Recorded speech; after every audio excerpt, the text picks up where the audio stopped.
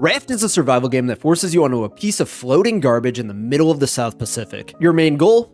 Survive. My main goal is to thrive. We are not the same. Well, it's never actually stated the main goal of the game is to make it back and rejoin civilization, which seems to have been decimated by a biblical level flood. And luckily, biblical floods brings us the concept for this and my last two videos. In this video, my goal is to fill my humble raft with as many animals as humanly possible. I have to save them from their tiny little island homes. In my last two videos, I did the same concept in Subnautica, but I just got 2 of each animal because there's just so many different ones. In Raft, we just have 3. Or do we? Just like Pokemon, there are actually 2 shiny variants. We have the normal one that looks just like this. Then there's 2 other rare ones. Each one of these are pretty rare, one being 8% and the other being a 4% chance. As a man who has maxed an old school RuneScape account, I am no strangers to RNG and I am ready to get all 9 of these. But first, let's start from the very beginning of the game because I'm actually itching to play this again. Don't worry, I'm not going to make you watch me gather resources and do these little reaction shots where I pretend to be afraid of the shark, but I'll briefly explain what we're going to be doing behind the scenes. To progress through the story, you have to craft things, and to gain new recipes in order to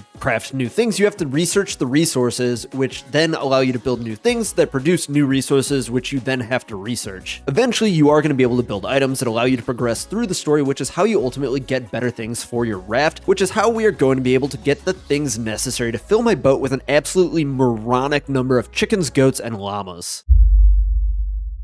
Our raft is going to start off super duper simple. I got all of the things necessary that we need to keep ourselves alive, like water, food, storage containers, and 3 smelters because I want to smelt things as fast as humanly possible. The next big step for us is to fortify the edges of our base. I am super annoyed with the shark killing it, and we're going to keep this really small because in the beginning of the game, getting resources is, it's very tedious. It gets a lot easier later in the game, and I'll explain exactly why in just a second here. It all has to do with this item right here, the drift net. In the beginning of the game, you have to cast out this hook to gather resources and sometimes find a chest here and there, but with these drift nets, it just automatically picks up all of the resources in the ocean as you go by. All right, the very first part of the build is done. I have these 2 gigantic collection wings. I know they don't look too good, and I will delete them later once we start collecting the animals, but for now, I am in desperate need of resources, and this is what we're going with. Next, I installed a couple of engines. You can actually get up to 6. I mean, you can get more, but it just becomes redundant. 6 gives you the max speed. We're up to 4 engines, work in progress though. I'll show you once I finish it. Caravan Town. I think this might be my favorite of the locations. I just really love the way that it's laid out,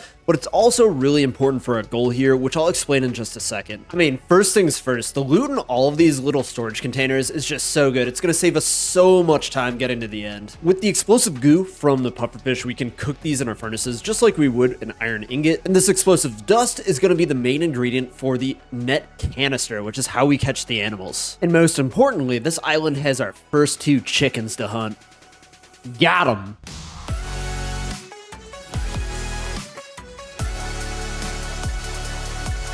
And we are in the giant globe, another classic location, just super dope. What I'm doing here is cutting down all of the trees because there are so many of them, and that's just so much wood that we can use on our raft. And here we are, the massive V6 engine is fully done. I am going to make some upgrades to it as we get the upgrades, but for now, this is the best we can do. Next, I want to start making this look like an actual boat. I'm enclosing this entire front part of this. I'm actually enclosing the engine too. I want to separate that from the rest of the boat because it's kind of just like gross and industrial.